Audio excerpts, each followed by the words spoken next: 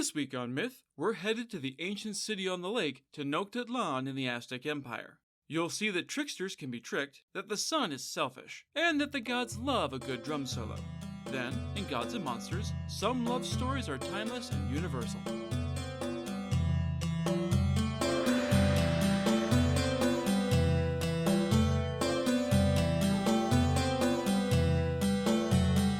This is the Myths Your Teacher Hated podcast, where I tell the stories of cultures from around the world in all of their original, bloody, uncensored glory. Modern tellings of these stories have become dry and dusty, but I'll be trying to breathe new life into them. This is episode 115, The Music Man. As always, this episode is not safe for work. This week's story comes to us from Hal Ober's 1994 illustrated book, How Music Came to the World, by way of 1983's Mexican and Central American Mythology by Irene Nicholson. That text in turn draws from Historia de Mexique by André Theve, and from Historia Ecclesiastica Indiana from 1596 by Friar Geronimo Mendieta. Thanks to Mexico Lore for doing the legwork on that one. As I've mentioned before, the Spanish conquest made a deliberate and concerted effort to snuff out the local culture and traditions, so many of the stories have been lost. Many of those we do have were recorded in accounts written by friars and missionaries, so even the surviving tales have to be taken with a grain of salt. Anyway, one day, long, long ago, two gods met on a wild, windswept plain. The first was our old friend Quetzalcoatl, the wind god and resident trickster. The other was Tezcatlipoca, god of the night sky, among other things, and one of the primary gods of the Aztec pantheon. Both were major gods, and both were extremely powerful in their own unique ways. As such, they had a complicated relationship. It's hard to be friends with a trickster, especially when you yourself are the god of conflict. As you can imagine, these two gods often found themselves in opposition, but at other times, they were able to put aside their differences to work together. You're late. Where have you been, Quetzalcoatl? What took you so damn long? The wind god shrugged. I was busy, dude. Chill. It's hurricane season, bro. It takes time to whip up the waves to proper stormy height. The night god, whose name translates to smoking obsidian mirror, snorted derisively. This is more important than some silly storm. I need you to take this seriously for once. Quetzalcoatl rolled his eyes. Whatever, dude. What's so fucking important that you called me away from my important work? If you'll stop huffing and puffing for a moment, I'd have a chance to tell you. Okay? Now shut up and listen. What do you hear? Quetzalcoatl was annoyed, but Tezcatlipoca wasn't one to waste time on frivolity. If he said it was important, it probably was. Putting his ego aside, the wind god did as he was bid. He stopped and listened carefully, but all he heard was silence. He gave his colleague a confused look. Nothing, Tezcatlipoca. I hear nothing. The night god grinned. Exactly. The world is too quiet. Nowhere do you hear a voice lifted in song or a note quavering in the air. There's basically nothing at all to hear unless one of your hot air storms comes by to stir things up. We need to do something, wind. We need to wake up the world with some powerful sounds, and I don't mean rushing wind. The world needs music. The wind god wasn't really sure what to say to that. Okay. Even if that's true, bro, why call me? I don't have any music up my feathered sleeve, my dude. Why talk to me about this? Tezcatlipoca took a deep breath. Dealing with the Quicksilver wind god always tested his patience. I know you don't have music, but do you know who does? The sun. See episode 34 if you want some background on the origin of the current sun, who is considered to be the fifth sun. The bright bastard surrounds himself with talented singers and quick-fingered musicians who play and sing for him all day. He has literally all the music in the world, and he won't share any of it with anyone else. That perked the trickster's ears up. Wait, he has more than he needs and he won't share with the rest of us? That's not fair! What an asshole! Tezcatlipoca nodded seriously. You're right, Wind. It's absolutely not fair, and I think you and I should do something about it. You in?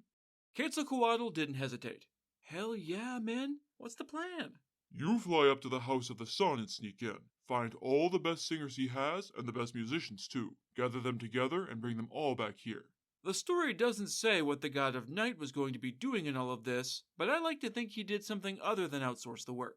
Given that he was also the god of sorcery, it's not beyond the realm of possibility that he was supporting the trickster in his upcoming heist with his magical arts, possibly helping to open the way to the House of the Sun, but that is pure speculation on my part.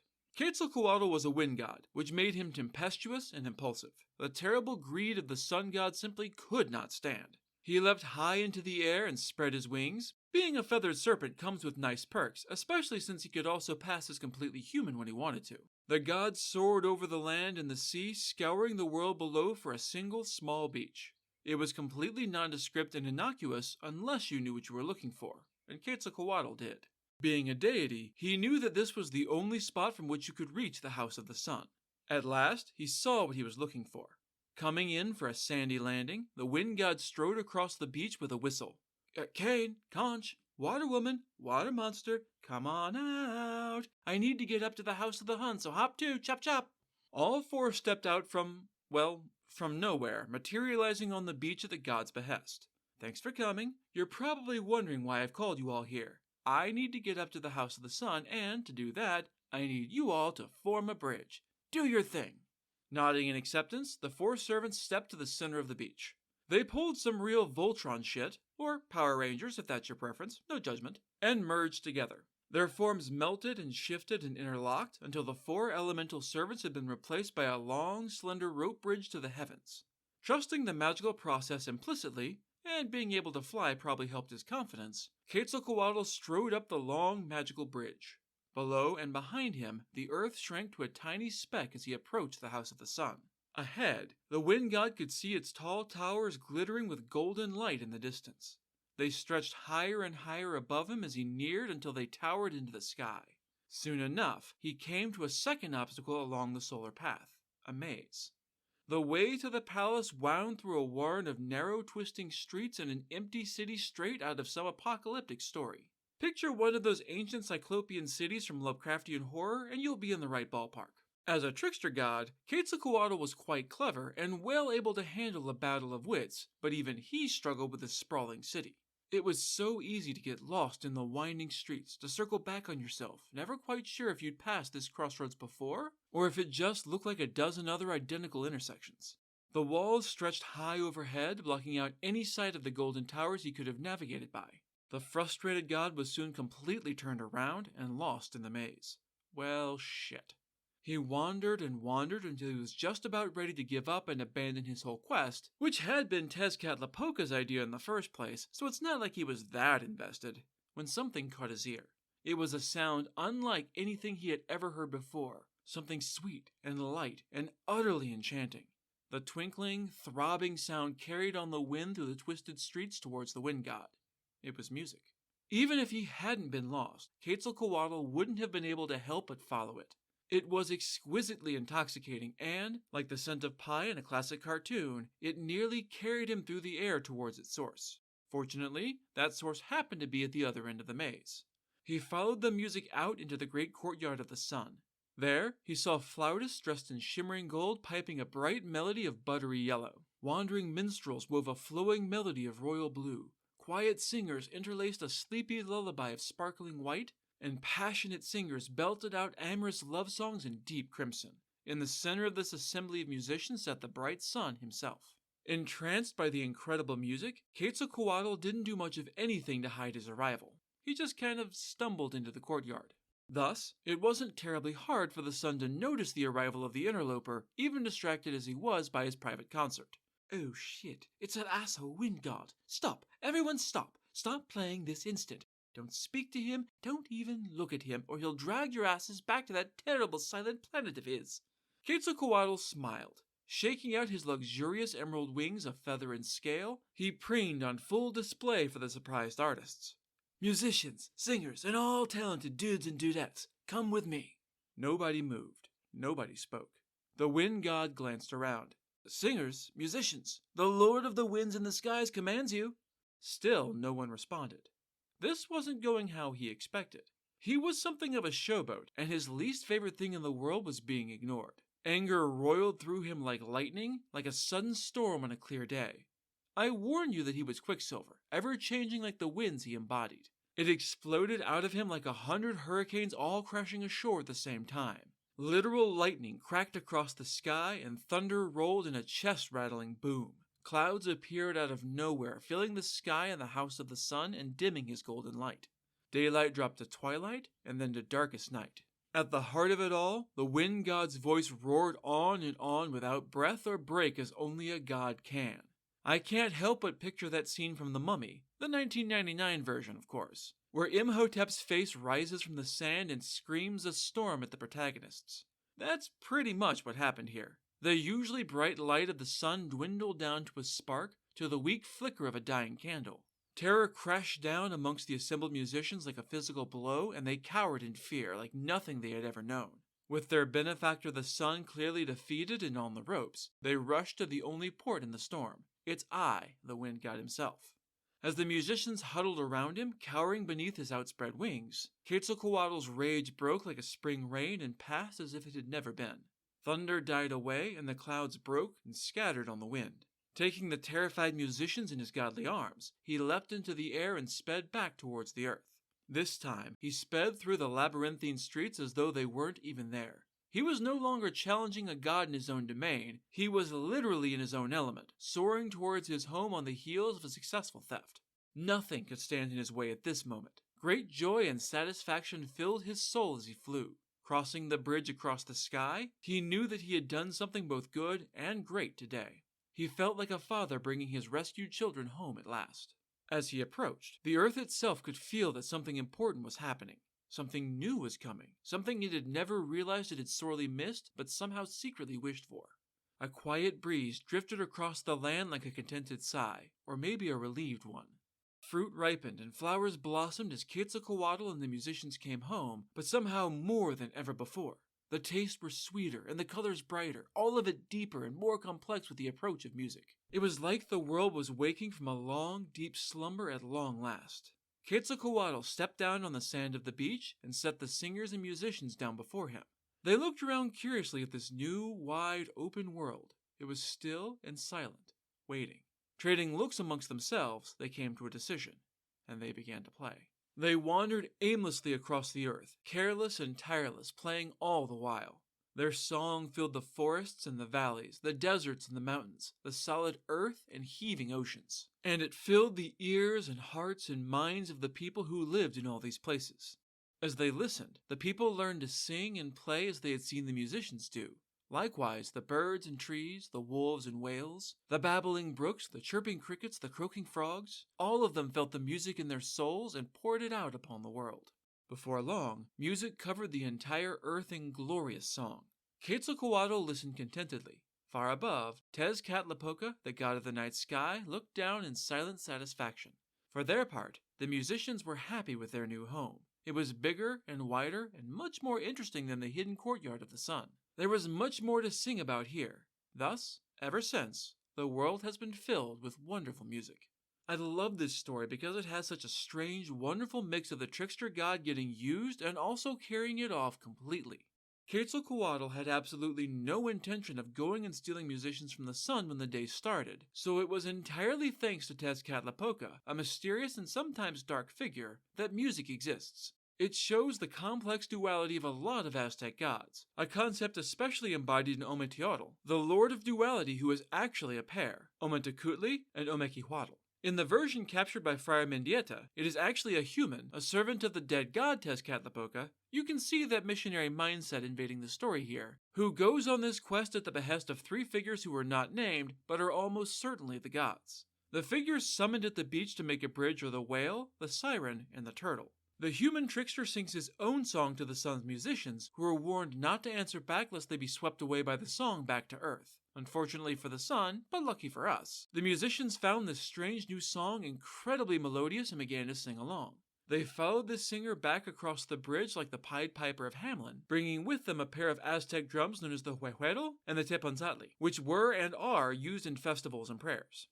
And so, with the world awash in beautiful harmonies, it's time for Gods and Monsters. This is a segment where I get into a little more detail about the personalities and history of one of the gods or monsters from this week's pantheon that was not discussed in the main story. This week's heroic couple are Popocatépetl and Iztaccíhuatl.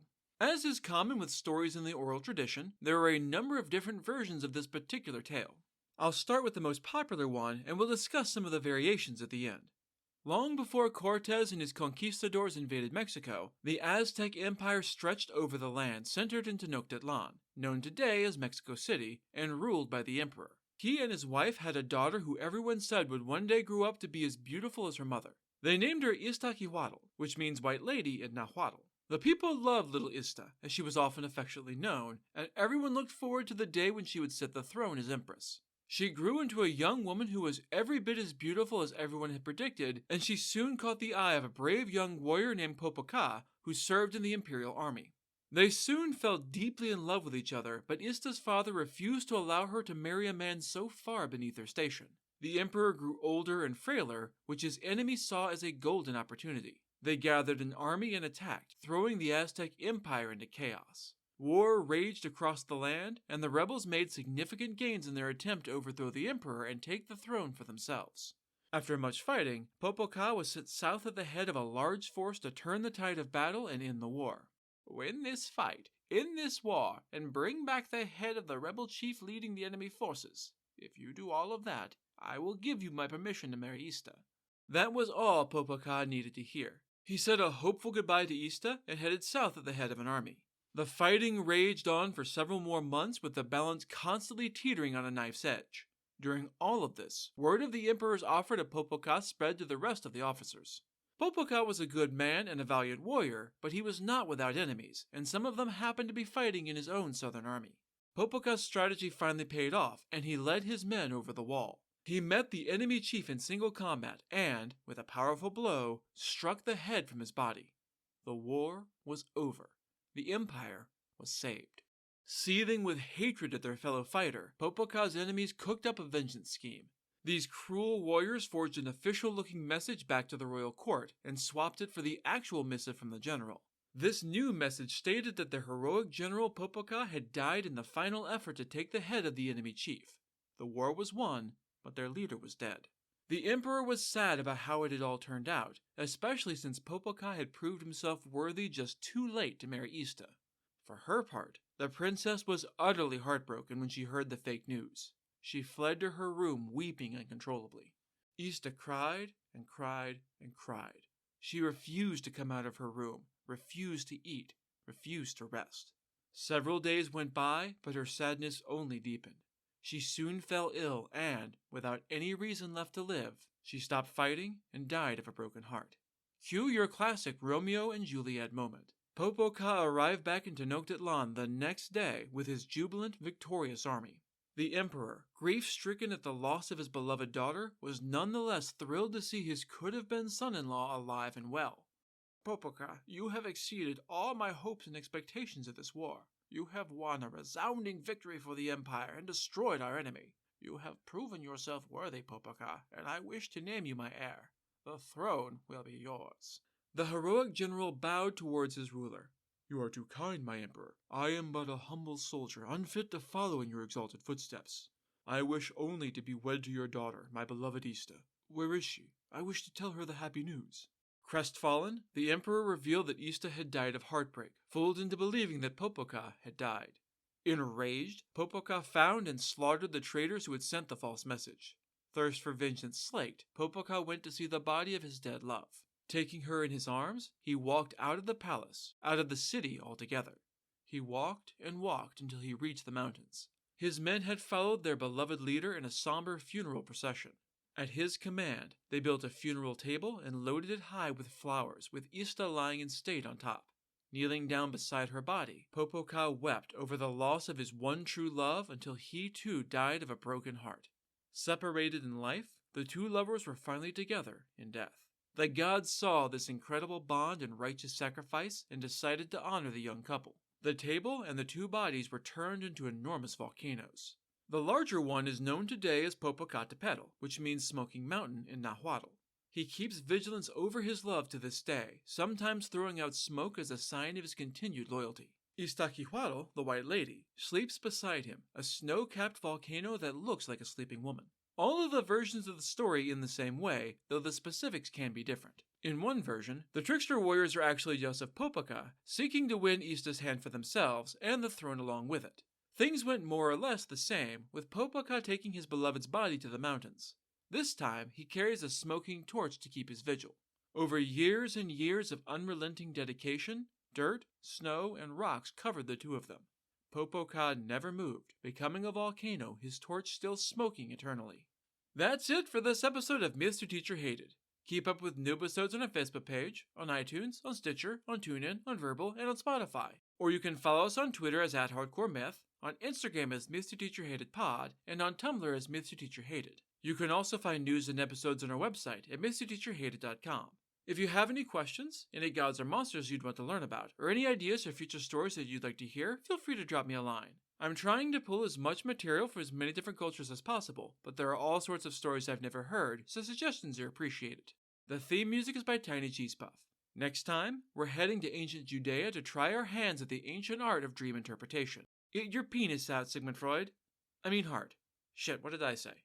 You'll see that human skulls might have candy in them, that kings can be real dicks about interior decorating, and that viziers are always evil. Then, in Gods and Monsters, a bride is going to have trouble keeping her husbands alive past the wedding night. That's all for now. Thanks for listening.